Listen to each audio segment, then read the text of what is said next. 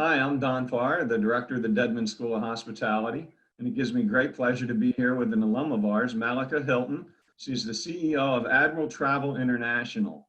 And Malaka, can you tell us just a little bit about what you do, what your company is? Sure. So my husband and I founded Admiral Travel in 1997, and our focus originally was to start escorting groups to travel the world. What it's grown into has become a little bit of everything, but we're focusing more on unique product. And by that, I just mean creating the types of itineraries for travelers that they couldn't Google. Trips you can't Google. My husband's from Zimbabwe. He is a former safari guide. He was actually my safari guide when I went to visit South Africa in 1997. One of those love stories where we met. I was on his game drive vehicle for maybe just like one drive. And we just stayed in touch through fax back then because there was no, email that didn't really get started. And the long short is that we met in May. He moved over in September, and we were married by February and building this business and our brand. So that's awesome. So three of my favorite things happen to be animals, golf, and wine. So South Africa sounds like you could put something together for me. Yeah, for sure. Yeah, for sure. So we focus on that part of the world. My background is my father's Egyptian, and my mother is from Slovenia. So with those types of travel backgrounds, or I guess nationality backgrounds, I'd say we really kind of just focus on taking people to places like that. What was your first job out of the Dedman School after graduation?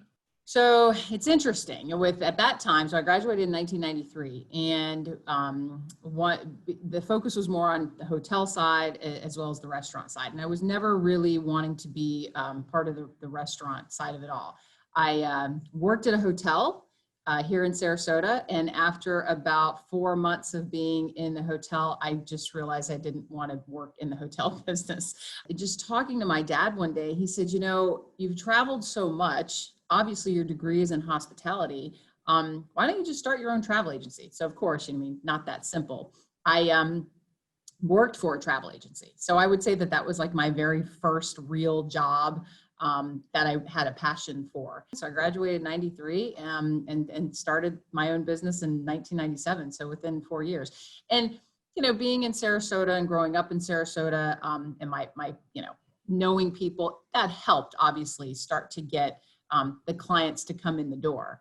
And we were doing everything from selling airline tickets and selling just hotel packages and starting to do that group business where we would take people around the world. What started with maybe taking one group once a year has now turned into hosting 15 groups every year to different places of the world. Yeah. That's awesome. That's awesome. Yeah. So years ago, when the internet started to become popular, I thought travel agencies were one of the occupations that could be vastly affected by people Googling. Sure. How have you overcome that? How have you differentiated yourself from what I can just do by myself? To be honest with you, it has really separated the traveler who wants value and professional advice and connections that would enhance their trip. So it separated those type of travelers from someone who is maybe just looking for a deal. So people don't come to us for a deal. That's not what we do. And we will tell people that when they call, they're like, I want the cheapest. Whenever somebody starts out with, I want the cheapest, they're not the right client for us. They're the right client for someone else. But I think the internet, what it's done, to be honest with you, is just, it's great information. So we will use links and say, okay, you say you want to go to Kenya, we just want to show you, go to this site, see what this is about. Well, let me show you the hotel. So the internet is a positive in so many ways, but for us, it really just separates the type of traveler that we, are best suited for. And so somebody like me who doesn't necessarily want to be with 50 people during a tour. I'd rather be immersed as much as I can in an area. You do that as well. Yes, and we do charge an upfront retainer. It is non-refundable, but it's not a fee. it applies to your total invoice. And the reason why we do charge that is because you come to me and say you want to go to Iceland and have an in-depth experience. I'm not going to spend my time and effort to present you with a program that you could then just take to someone else or book it yourself. So really, travel agents today, they need to make sure they're upfront about what their worth is and what their value is. And for someone like, a lot of my colleagues, people who do the same exact thing I do, even though we're a large industry globally, we're also a very close industry. So I know every GM of every hotel, every president of every cruise line. So, Don, if you were wanting to travel in Iceland, I can pick up the phone, contact the GMs of all of the hotels I'm sending you to, and make sure that they take extra good care of you because of that close relationship. So we're such a people, it's that human connection, which makes our value really, really important and can enhance the traveler's experience so much so. When you're checking into the hotel, the GM's going to come out and say, Don, yeah, Malaka called me. And that doesn't cost that GM anything, right? But for you, we all love recognition. We all love walking into that restaurant and the owner comes out and, shakes our hand. We want to look around and be like, hey, did everybody just see that? Because they know me and that makes me feel important. And that is what we really put our emphasis on, is making sure that wherever our guests go, they get that recognition. Well, that's one great thing I think about the Dedman School now and our hospitality program is the different career paths that you can take, whether they be entrepreneurial. It's not just hotels and restaurants, although they're a big part of what we still do. And a lot of students still lean that way, but we have so many different areas and the travel is one. So you were able to overcome the presence of the internet. Yeah. How have you overcome the presence of COVID? So, I think all of us, the travel industry, the first hit, the hardest hit, is going to take the longest to recover. Millions of jobs around the world, just in general, have been lost, but the hospitality side has been hit really, really hard. So when this all happened, all of us felt like, by July, we'll be okay. Everybody just keep their trips going for July, August, September. So of course, as we got closer to those dates, it's just been a massive change of rolling everything from 2020 into 2021. We encouraged our travelers, keep your money on file with those vendors. Please do not try to demand refunds because it would be catastrophic for the industry. I get the airline side of it. People just didn't want to keep their money with the airlines, and airlines got the bailout, so they were able to refund. But a lot of these the cruise lines especially, which have been hit so hard. For us, we're a small agency. I would call us a boutique agency. There's only 7 of us full-time, including my husband, Ryan, and myself. And as we saw all those furloughs across the board, everybody's losing their jobs because, let's face it, we only get paid once people travel. So now there's no income coming in the door. If cruises were canceled, those commissions are being recalled too. So there was just no revenue. We made a point to make sure that we didn't lay anybody off. We've kept our staff full-time and made a promise to them that the year of 2020, they are not going to lose their jobs. Our staff is so important to us that even though they've got really not a whole lot going on right now as far as booking travel for people for all the obvious reasons, we just want to make sure that we have them here, because just as soon as everything kind of came crashing down, that's when things are going to get lifted too. So once we know we can travel places, our phones are going to be ringing off the hook. And I want to have the best staff, which I feel like I do. So that's one of the things that we've just been focusing on, to make sure that our staff has that morale of knowing and that assurance that they're not going to lose their jobs. We built a new website through this whole thing. So we took that time and our website, it looks amazing to me. I mean, it's definitely an inspirational website that people want to travel once they look at our site. We have put together and are continuing to still put together a lot of our founders' journeys, which are escorted departure that Ryan and I host. We feel like post-COVID, more people will want to travel with us. When all of this happened in March, we were hosting a group on a cruise from Sydney to Auckland. And we happened to be entering into the New Zealand waters when the president came out and said, okay, we're stopping all international flights. So I've got a group of probably 40 people on board this sailing who are thinking, oh my gosh, there's people dying on cruise ships, right?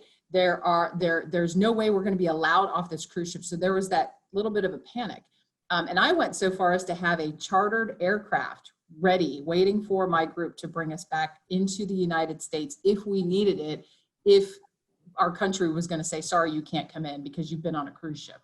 So having Ryan and I both present on that ship with our guests to reassure them that enjoy the next 4 or 5 days of your trip here, we're going to make sure we get you back into the country, I think was, shows me that post-COVID, a lot of travelers are going to want to be with us. And Don, you had mentioned, I don't like to travel with groups. So what do I do, as far as an independent traveler? And we have a lot of those too. We're going to see more and more people who never used travel agents before start to use them again, just for that reassurance of having that phone number, having that text, knowing that they can contact someone to just say, oh gosh, I'm in the middle of Egypt. I'm on the Nile right now, and there's been a COVID outbreak. How do I get out of here? So I feel like we've always shown our value as a travel agency community, more so in the last 5 or 10 years. But I think our value is post-COVID going to be that much stronger. So we're just working out not only just planning trips, but kind of just fine tuning, making sure that we know how to articulate what our value is to the new person who walks in the door, gives us a call. So originally, I think, and I could be wrong on this, but I think that, in U.S., we can't travel, or we weren't supposed to travel outside the United States. Now there's several countries that are forbidding U.S. folks flying in. Do you see any of that diminishing at all? Is there more countries that are opening up their countries to us? So I think that because our State Department just lifted those sanctions, right? So we've had for the last 4 months, the Americans are not allowed to go anywhere. And since that's been lifted, which is great, we feel like a lot of countries are now going to reciprocate because, of course, from the airline side of it, it's got to work both ways. The airplanes have to bring passengers in, but also have to pick up passengers to bring them back. So we are hopeful to start to see it happen. The European Union, that's the big one. There's about maybe 13 to 15 countries who are letting us in. Ryan and I flew to St. Lucia a couple of weeks ago, and we spent a week in St. Lucia. And the way that they handled their COVID testing, we had to show up with a negative test result. We went through thermometer checks. Everybody was wearing masks and gloves. And, I just feel like, we haven't been allowed to go anywhere. So travel isn't the reason why we've lost our fellow Americans. So, my dad, who's a physician, says, you can wear your mask here. You could also wear your mask there. It's just a matter of people's comfort level. Right now, travel's not comfortable. So when you're out of your comfort zone, you tend to have your guard up, right? You're going to pay attention to touching those objects and having that face-to-face conversation. Whereas when you're home and you're wearing your mask, but say you go into your favorite restaurant, you kind of let your guard down a little bit, and you'll have that conversation with your friend, and you won't be 6 feet apart. You won't socially distance. So I think that it's just everybody being conscious of it. But I think as they slowly start to see more and more people doing the kind of travel that everyone's longing to do, our hope is that they'll start to say, okay, let's start going to the countries that are letting us in. But it's all based on comfort level. I can't force somebody to travel, but for me, who is used to traveling somewhere once a month, I need to go. I need to get out there. So, I'm ready to go. I'm ready everybody is. That's why I know as soon as we're allowed to go places, and the vaccine part of it is interesting because we all keep hearing, and it, like FSU, college football, what's going to happen? What are we going to be able to do? So all eyes are definitely on this vaccine. My hope is that everyone who's sort of politicized this whole COVID issue is now going to really pay attention and be like, no, it's medical, it's science. Let's all wear our mask, and hopefully these numbers will go down. And only when the numbers go down is when countries like, the European Union countries will let us in. Well, I'm a firm believer that hospitality industry, tourism industry will drive the economic recovery here and other places, as I believe we have done in the past, post 9/11, and also during 09. So I really do believe that that will happen, certainly in the state of Florida. If you were to give any advice to, let's say, our soon to be graduating seniors, I know you have a daughter that's been accepted to the Dedman School of Hospitality, so congratulations there. Yes, thank you. That's awesome. We look forward to that. But what kind of advice would you give to some of our students today? The advice I would give is find your passion. And, if you're wanting to focus on the restaurant side or the hotel side or the golf clubs or anything like that, like, make sure you do your internships, get those done and out of the way. Don't look at travel or being a travel agent as that old lady type of, she's got the bifocals on and the earpiece in.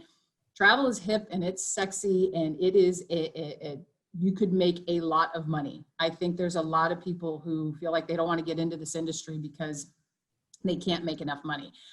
You can make a lot of money, but you'll also travel in a way as if you made that kind of money. The travel side of it, I think for me, especially in raising my kids in travel, they're what we call global citizens. So travel, experience the world, find your passion, and just don't be apprehensive as far as the financial side of it. Go in, work for probably a lower wage than you would have expected, but work your way up and build your clientele. And if you focus on that luxury side, you would be surprised at how much money you could make. That's awesome. Well, Malaka, we really appreciate you spending the time and talking to us a little bit. And it's great seeing you. And thank you very much. And I look forward to traveling soon. Yes, we look forward to you traveling soon too. And thank you for allowing me the opportunity to speak about something that I'm so passionate about. So, well, you take care, Knowles. okay? We hope to see you in Tally soon. Yeah, sounds good. Bye-bye. Thank you. Bye.